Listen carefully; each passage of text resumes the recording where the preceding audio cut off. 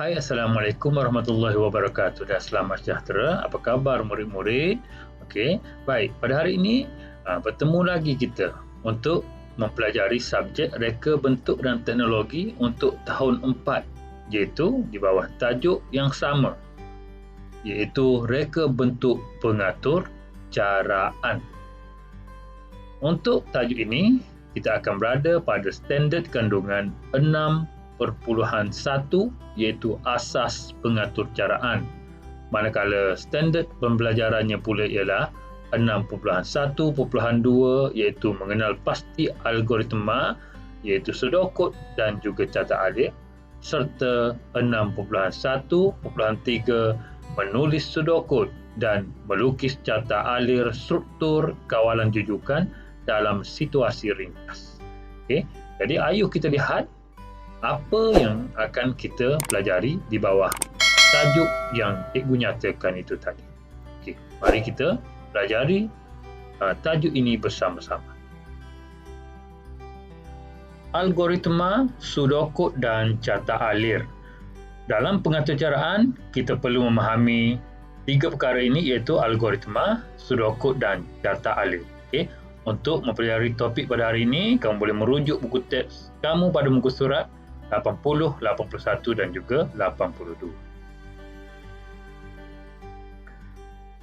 Algoritma. Okey, tadi cikgu ada nyatakan tentang algoritma. Okey, jadi apakah itu sebenarnya algoritma? Okey, jadi mari kita lihat apakah algoritma. Okey, algoritma merupakan satu urutan langkah-langkah untuk menyelesaikan suatu masalah ataupun untuk melaksanakan suatu tugasan. Okey, algoritma boleh dijelaskan dalam dua bentuk penulisan, iaitu yang pertama pseudocode dan yang kedua melalui carta alif. Marilah kita lihat sama-sama contoh algoritma yang terhasil daripada situasi atau perbualan antara Runai serta ibu dan bapanya. Okey, mari kita lihat dan kita baca sama-sama. Okey, Runai, ayah belikan pisang goreng. Boleh kamu tolong buatkan teh O? Okey, jadi Runai tanya, bagaimanakah cara menyediakan teh O, ibu? Okey, ibunya berkata, mari ibu tunjukkan cara membuat teh O. Okey, jadi daripada situasi tersebut, maka terhasillah algoritma ini, iaitu cara-cara untuk membuat teh O. Okey, baik, ini merupakan algoritmanya. Okey, mari kita baca sama-sama. Okey, mula-mula masukkan air ke dalam ceret elektrik dan panaskan air sehingga mendidih. Kemudian, tuangkan air panas tadi ke dalam teko. Masukkan seuncang teh ke dalam teko. Rendamkan dan biarkan seketika sehingga air bertukar warna perang kekuningan. Keluarkan uncang teh dan masukkan gula. Kacau gula sehingga larut. Tuangkan teh O ke dalam cawan dan hidangkan. Okey, jadi itu merupakan algoritma yang terhasil daripada perbualan antara Runai serta ibu dan bapanya. Pseudocode. Okey, apakah pula pseudocode? Okey, apakah itu pseudocode? Okay, jadi mari kita lihat sama-sama. Okey, pseudocode merupakan satu set pernyataan dalam bahasa biasa. Okey, pseudocode menunjukkan langkah demi langkah untuk melaksanakan tugasan dari mula hingga tamat. Okey, jadi untuk situasi tadi, okey, ia akan menunjukkan langkah demi langkah untuk melaksanakan tugasan, iaitu menghasilkan teh O dari mula hinggalah tamat dan terhasilnya teh O itu tadi. Okey, dan murid-murid, ini merupakan contoh pseudocode tentang cara untuk menghasilkan teh O itu tadi. Okey, berdasarkan algoritma yang cikgu tunjukkan dalam paparan skrin yang sebelum itu tadi. Okey, mari kita lihat pula bagaimanakah pseudocode. Okey, untuk pengetahuan murid-murid, pseudocode haruslah dimulakan dengan perkataan mula dan diakhiri dengan perkataan tamat.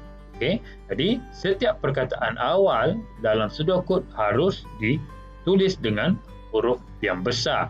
Okey, sebagai contoh, mula, masukkan, panaskan, tuangkan, masukkan, rendamkan, keluarkan, masukkan, kacau, tuangkan dan akhirnya diakhiri dengan tamat. Okey, jadi ayuh kita baca sama-sama contoh sudokut ini.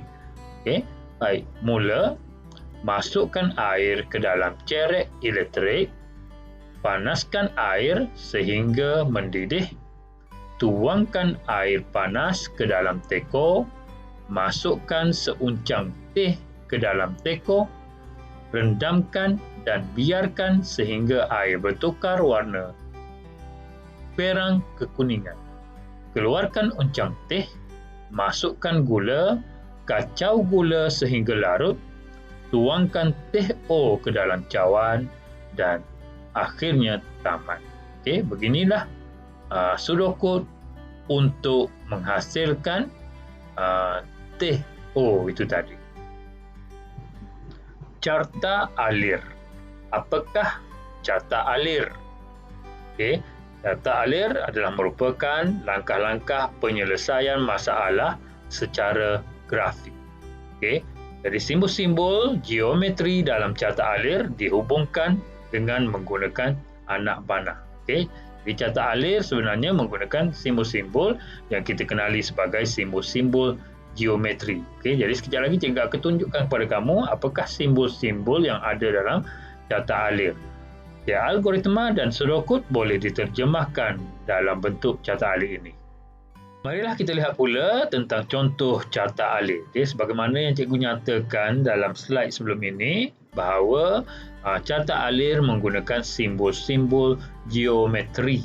Okay, jadi dalam jadual yang cikgu paparkan ini menunjukkan simbol geometri, fungsi serta penerangan untuk simbol geometri tersebut. Okay, jadi sebenarnya terdapat beberapa lagi simbol geometri yang diguna pakai untuk menghasilkan carta alir. Namun untuk tahun 4 bagi menghasilkan struktur kawalan jujukan. Kamu untuk tahun 4 hanya menghasilkan struktur kawalan jujukan. Jadi simbol-simbol yang digunakan hanyalah 4 simbol geometri ini sahaja. Jadi simbol yang pertama ialah simbol geometri berbentuk bulat ataupun oval macam ni. Fungsinya ialah mula ataupun tamat. Jadi penerangannya ialah menunjukkan mula dan tamat bagi sesuatu aktiviti. Jadi untuk carta alir ni, mula ini simbol ini akan berada di atas, dan juga berada di bahagian bawah sekali untuk carta alir. Simbol yang kedua ialah simbol 4 segi, iaitu menunjukkan fungsi proses, iaitu aktiviti ataupun proses. Manakala segi 4 sama sisi ini ialah untuk input dan juga output, iaitu input atau output bagi sesuatu proses. Dan simbol yang keempat ialah simbol anak panah, menunjukkan aliran, iaitu aliran bagi aktiviti bagi sesuatu carta alir yang dihasilkan. Jadi carta alir ini dimulakan dengan perkataan mula, diikuti dengan masukkan air ke dalam cerek, itu menunjukkan input ataupun output. Kemudian panaskan air sehingga mendidih, itu menunjukkan proses. Kemudian tuangkan air panas ke dalam teko, masukkan seuncang teh ke dalam teko, rendamkan dan biarkan sehingga air bertukar warna perang kekuningan. Keluarkan uncang teh, masukkan gula, kacau gula sehingga larut, tuangkan teh O ke dalam cawan dan diakhiri dengan perkataan tamat. Suka cikgu ingatkan bahawa simbol yang terdapat yang menunjukkan aliran ini harus bersentuhan dengan setiap simbol-simbol yang ada, iaitu simbol geometri. Tadi kita telah membaca bersama-sama situasi yang dialami oleh Alif. Jadi mari kita lihat sudokut serta carta alir untuk situasi Alif. Jadi sudokutnya dimulai dengan perkataan mula. Bangun daripada tidur, bersihkan diri, pakai baju sekolah, solat subuh berjemaah, sarapan bersama-sama dengan keluarga, pergi ke sekolah dengan basikal, kemudian tamat. Manakala carta alihnya pula ialah dimulai dengan perkataan mula dan simbol oval dan juga ataupun bulat begini. Kemudian diikuti oleh bangun daripada tidur, bersihkan diri, pakai baju sekolah, solat subuh berjemaah, sarapan bersama-sama dengan keluarga, pergi ke sekolah dengan basikal, dan akhirnya diletakkan simbol dengan perkataan tamat. Jadi jika kita lihat sudokut dan juga carta alih ini merupakan berdasarkan situasi yang dialami oleh Arif tadi. Jadi ia kelihatan sama, cuma dalam bentuk yang berbeza, iaitu sudokut dan juga carta alih sahaja. Jadi kita telah pun mempelajari apakah itu algoritma, apakah itu sudokut dan juga apakah itu carta alih dalam pembelajaran pada kali ini. Jadi cikgu berharap agar kamu dapat benar-benar memahami apakah itu algoritma, apakah itu sudokut dan juga apakah itu carta alih, bagi memudahkan kita untuk mempelajari topik yang seterusnya pada masa akan datang pula. Jadi kita berjumpa lagi pada video yang akan datang. Assalamualaikum warahmatullahi wabarakatuh dan selamat sejahtera.